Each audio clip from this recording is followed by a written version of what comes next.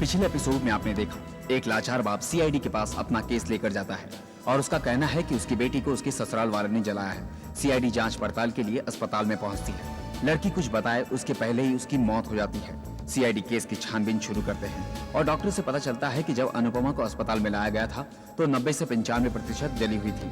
अनुपमा ने पुलिस के सामने बयान भी दिया था कि उसका जलना एक महज हादसा था, इसमें किसी का कोई दोष नहीं।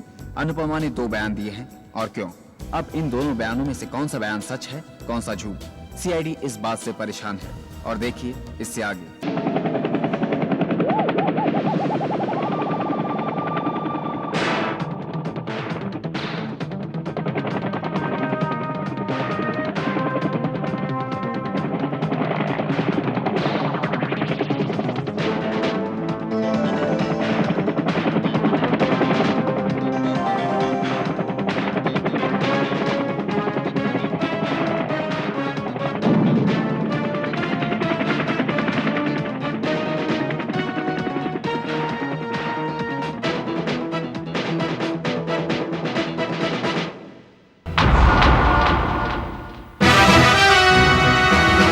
करीब 18 महीने पहले अनुपमा की शादी अजीत वर्मा से हुई और सिर्फ 1 साल के अंदर उनके बेटे समीर का जन्म हुआ।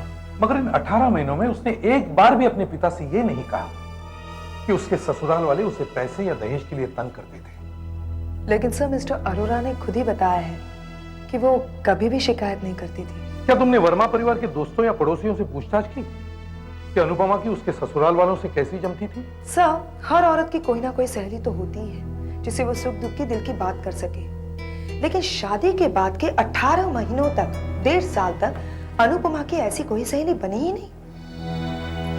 हो सकता है अनुपमा अकेली रहना पसंद करती हो। शायद इसीलिए उसे अपने बेटे समीर से बहुत लगाव था।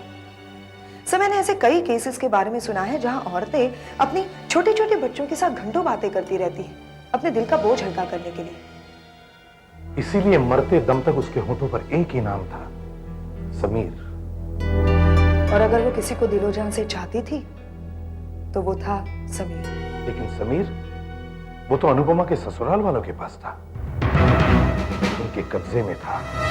सर, अनुपमा के पिता ने एक बहुत ही पते की बात कही थी कि अनुपमा ने जब पहला बयान दिया था तब क्या वो जानती थी कि वो जिंदा बचेगी या नहीं? हाँ, उसने सोचा होगा कि वो जिंदा बच जाएगी, मगर उसके ससुराल वाले, वो तो उसे बार बार यही कहते थे कि वो ठीक हो जाएगी और जल्दी उनके साथ उनके घर वापस जाएगी। यानी अनुपमा, याद रख, कोई उल्टा सीधा बयान मत दे देना, क्योंकि अगर ठीक हो जाएगी तो हमारे साथ ही घर वापस आएगी। अब तस्वीर कुछ साफ साफ हो रही है। सर, अनुपमा को जो इंजेक्शंस दिए गए थे, फोटो, यस सर, उसमें से सिर्फ पहला इंजेक्शन हॉस्पिटल के स्टॉक में से था। बाकी के सारे इंजेक्शंस उसके ससुराल वाले बाहर से लाए थे। बचे हुए इंजेक्शंस डॉक्टर शाह के पास जांच के लिए भिजवा दो। ये केस थोड़ा पेचीदा है, बिट कॉम्प्लिकेटेड, इसीलिए आपकी सलाह चाहिए। वो सब इंजेक्शंस मैंने लैब में चेक किए थे, वो सब ठीक ठाक थे। लेकिन डॉक्टर साहब, अनुपमा को फोर्टविन का इंजेक्शन क्यों दिया गया? ये नींद की बहुत बढ़िया दवाई है। मरीज को किसी बात का एहसास नहीं रहता और भयंकर दर्द से भी ये छुटकारा दिलाती है और मरीज सो जाता है। कैसे? इसका असर सीधे सेंट्रल नर्वस सिस्टम पर होता है। डॉक्टर साहब, यानी आप ये कहना चाहते हैं कि अनुपमा ने जब अपना पहला बयान दिया था तब उस पर फोर्टविन का असर था? मैं कह रहा हूँ कि ये हो सकता है। डॉक्टर साहब, ये बात बहुत ही सीरियस है।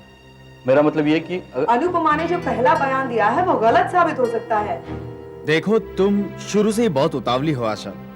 जरा ध्यान से सोचो, इंसान को झूठ बोलने के लिए बहुत चौकन्ना रहना पड़ता है और सच खुद ब खुद निकल पड़ता है। डॉक्टर साहब, आप साफ साफ बताइए, आप कहना क्या चाहते हैं? देखो, मेरी एक सलाह मानो। पहले आप जाकर चेक करो कि जब अनुपमा ने अपने पिता के सामने मरने से पहले बयान दिया था तो उस समय उसे कौन सा इंजेक्शन दिया जा रहा था, मतलब वो फोर्टविन थी या नहीं। तब तक हमने फोर्टविन के इंजेक्शन देना बंद कर दिए थे। बंद कर दिए थे? क्यों? क्योंकि उसके शरीर में इंफेक्शन इतना फैल गया था कि उसका पूरा नर्वस सिस्टम खराब हो चुका था। दर्द क्या है तो उसे मालूम ही नहीं था। दर्द की सारी सीमाएं पार कर चुकी थी।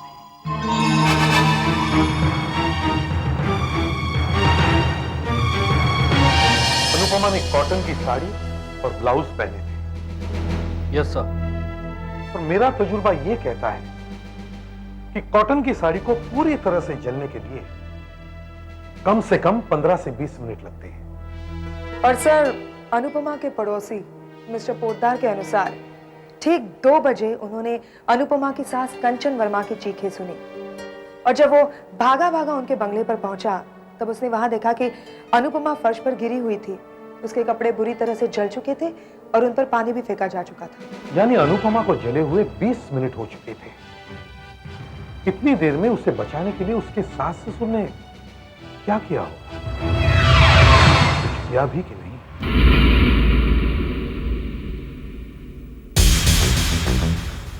क्या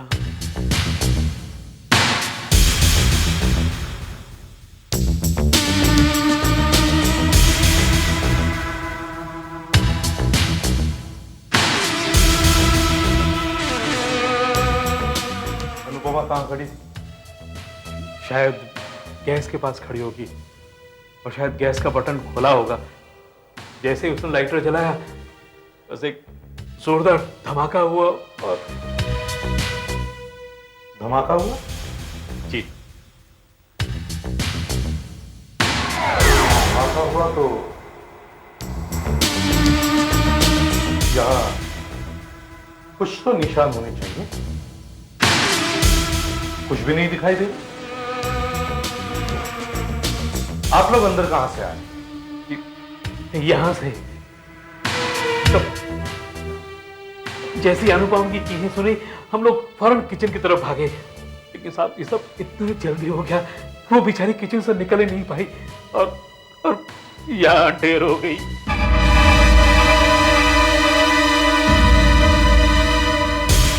आपने कुछ तो किया होगा उसको बचाने के लिए। जी किया ना, मैं फौरन पानी की तरफ भागा और यूं ये नल खोल दिया और इस तरह पानी भर भर कर मैं उसके ऊपर धड़ाधड़ डालता रहा।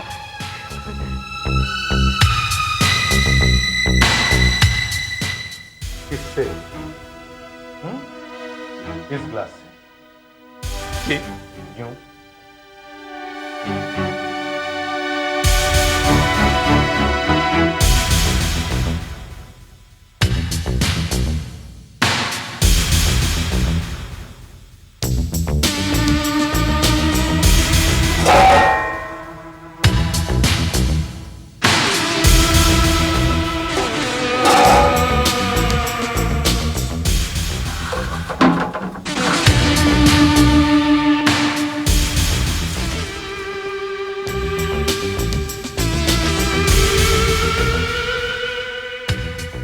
ये पानी यहाँ किस लिए है?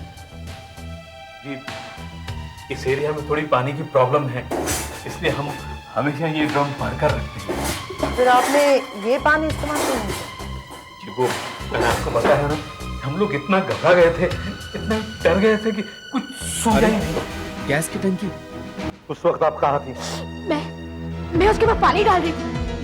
वो डर कर इधर भागती थी, कभी वहां से यहाँ भागती थी, कभी वहां भागती थी, कभी यहाँ जाती थी और मैं उसके बाद पानी डालती ही जा रही थी। पानी का तो जैसे यहाँ पर तालाब ही बन गया था। यहाँ इस कमरे में? लेकिन मिस्टर वर्मा ने कुछ देर पहले हमें बताया कि अनुपमा किचन में ही गिर गई थी, बाहर आ ही नहीं सकी। उन्होंने ऐसा कहा, उन्हें बहुत बड़ा शौक लगा है। वो अनुपमा के सदमे से अभी तक बाहर नहीं निकल सके हैं, इसलिए क्या कह रहे खुद भी नहीं समझ पाते। असल में मैं ही और उसके पीछे पानी लेकर दौड़ रही थी, कभी किचन में, कभी यहाँ, कभी यहाँ, कभी वहाँ। हाँ यही तो थी वो।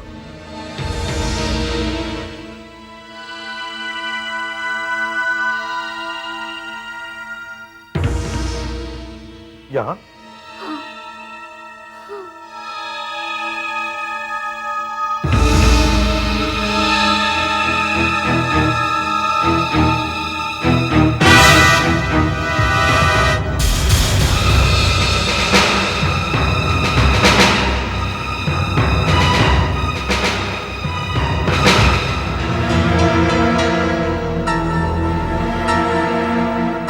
क्या ये वही साड़ी है जो अनुपमा ने उस दिन पहनी थी? प्रोडक्ट्स के लिए बाहर ले जाओ। यस आप थोड़ी देर के लिए बाहर जाएंगे प्लीज? आइए मैडम।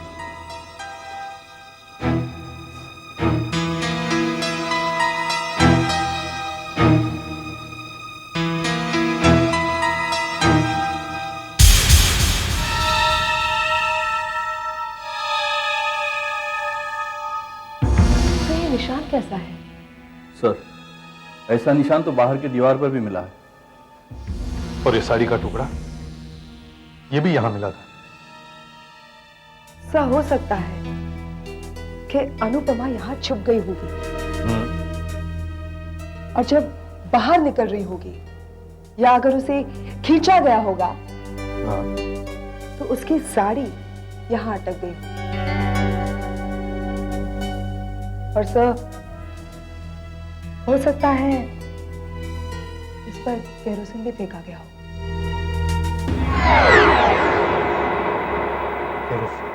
सर, एक बात और है, आग लगने के बाद अनुपमा अगर इस कमरे में आई होती तो यहाँ पर जलने के कुछ तो निशान मिलने चाहिए। ये फर्नीचर या कालीन कुछ तो जरूर जल गया होता। हाँ, यहाँ तो कुछ नहीं है। तो एक बात है, अगर वो इस कमरे में आई होती तो यहां से आई होती, कमरे में कैसे पहुंची?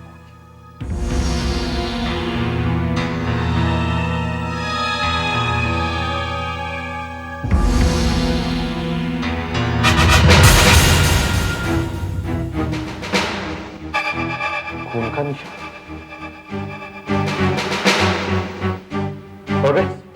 इसे नापो।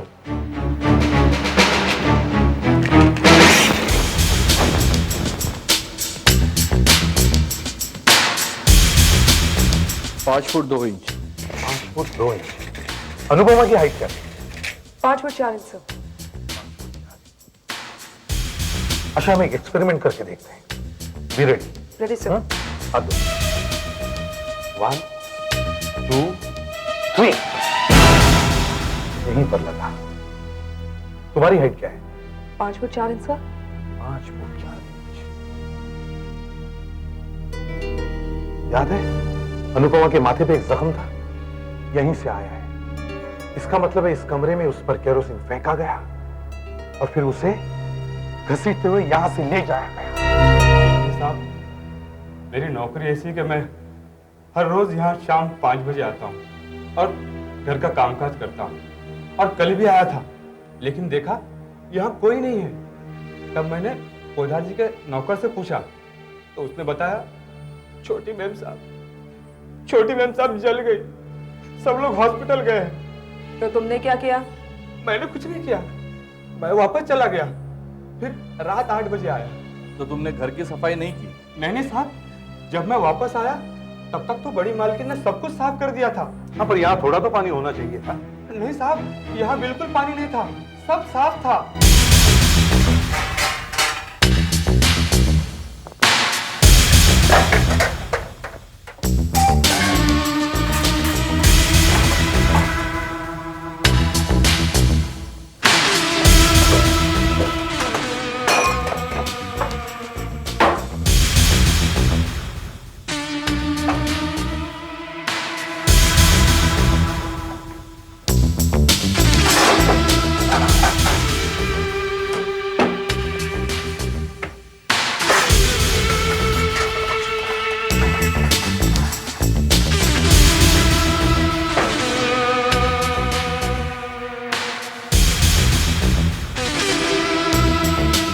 सर 2 बज रहे।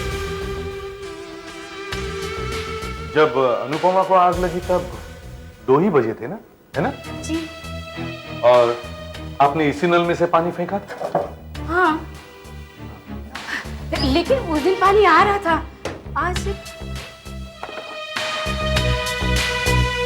ये केरोसिन आपके किस काम आता है? ये तो सबको रखना पड़ता है ना, कभी गैस चली जाती है तो जरूरत पड़ती है। मिसेस वर्मा, हमने आपका कार्ड चेक किया है। आपके पास तो 2 सिलेंडर्स हैं, एक यहाँ और दूसरा स्टोर रूम में। फिर आपको केरोसिन की क्यों जरूरत पड़ती है?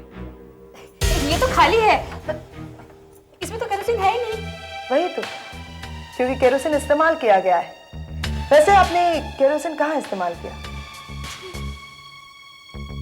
मुझे तो कुछ याद नहीं। आपको याद नहीं या आप याद करना नहीं चाहते?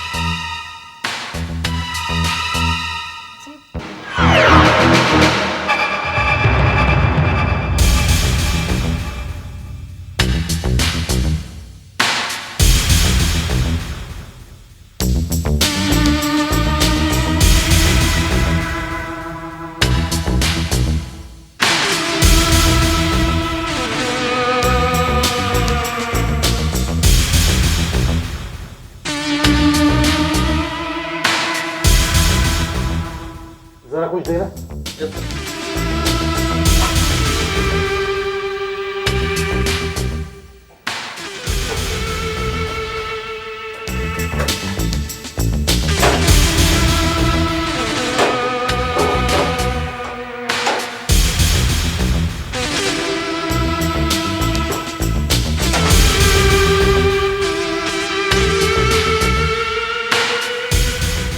रस्सी के जले हुए टुकड़े,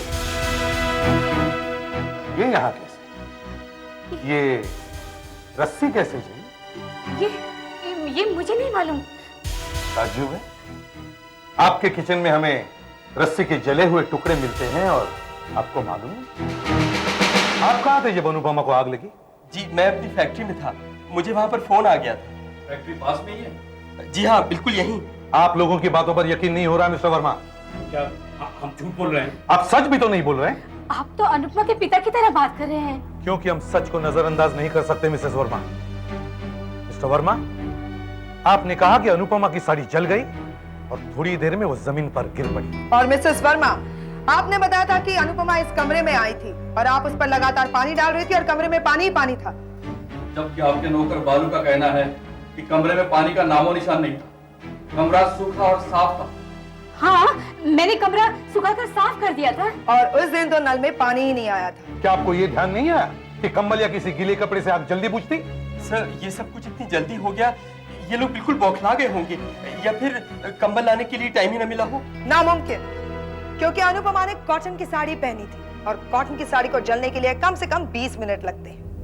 हो सकता है कि अनुपमा शॉक लगने की वजह से चिल्लाई ना हो, लेकिन आपके लिए 20 मिनट का समय काफी था अपनी बहू को बचाने के लिए, अगर आप चाहते तो। देखिए, अब भी वक्त है, सच सच बताइए आपने क्या किया। अनुपमा ने अपना बयान हॉस्पिटल में दे दिया है, वो झूठ क्यों बोलेगी? क्योंकि आप लोग उसके सर पर खड़े बार बार यही दोहराते रहे कि अगर तुम ठीक हो जाओगी तो हमारे ही घर वापस आओगी। दरअसल ये दिलासा एक धमकी था कि अनुपमा याद रहे, कुछ उल्टा सीधा बताया तो घर आकर तेरी खैर नहीं। अजीत, सच सच बताओ क्या हुआ था। मैं तो उस वक्त फैक्ट्री में था। मैं बताती हूँ क्या हुआ था। अजीत, आपने अपनी बीवी को खुद जलाया, उसके बाद आप फैक्ट्री चले गए। आपके फैक्ट्री जाने के बाद आपकी माँ ने शोर मचाना शुरू कर दिया और आप अपने बेटे समीर को अपनी आंटी के पास पहले ही भेज चुके थे। तुम्हारा रास्ता साफ था।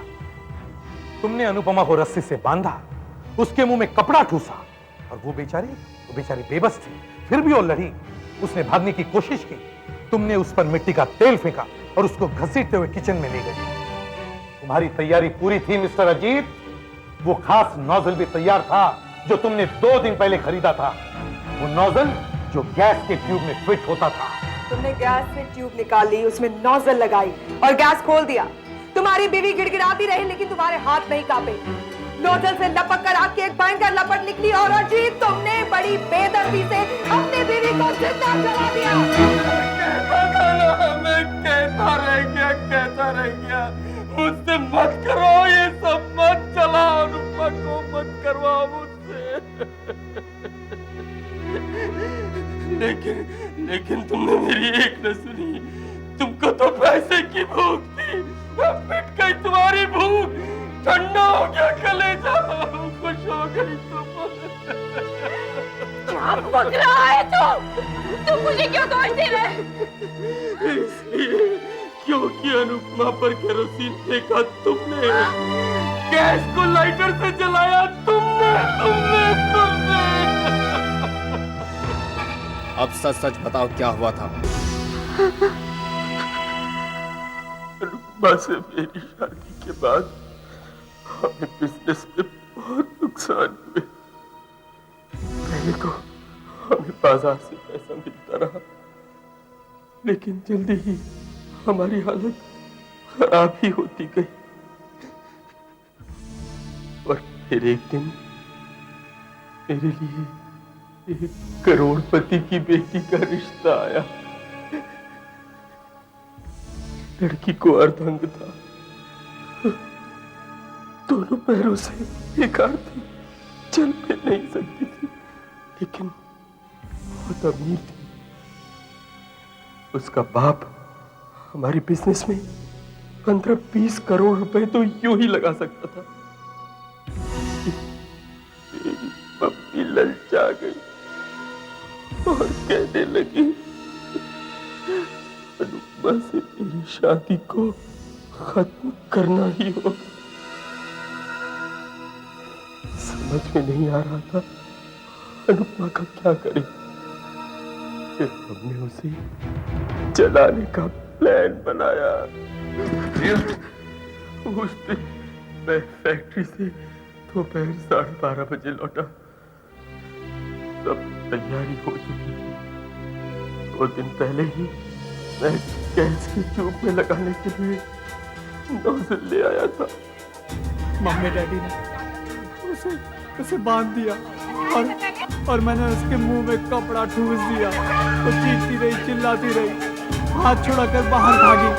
बाहर के कमरे में पहुंचते ही मम्मी ने उसके बदन पर तेल डाल दिया और उसे खींचकर अंदर ले आई और वहाँ उसके पैर बांध दिए। वो रोती रही, चीखती रही, चिल्लाती रही। उसे जला दिया। वो हमारी आंखों के सामने झुलस झुलस कर जल गई। इंसान नहीं, हम राक्षस हैं, हैवान नहीं, जानवर हैं, हम इंसान नहीं हैं। For more updates, subscribe to our channel, click the show links and enjoy watching the videos.